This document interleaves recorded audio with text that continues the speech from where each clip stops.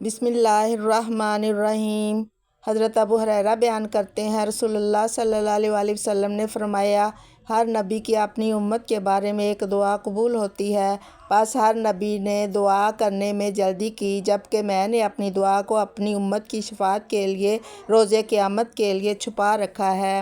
اور وہ شفاعت انشاءاللہ ہر اس شخص کو پہنچے گی جو اس حال میں فوت ہوگا کہ اس نے اللہ کے ساتھ کسی کو شریک نہیں ٹھہرایا ہوگا۔ مشکوٰۃ حدیث نمبر 2223۔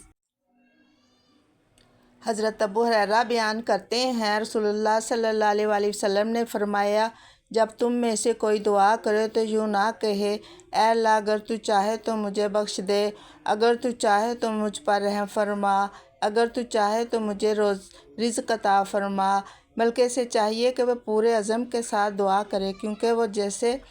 چاہے کرتا ہے، ایسا اسے کو کوئی مجبور نہیں کرتا۔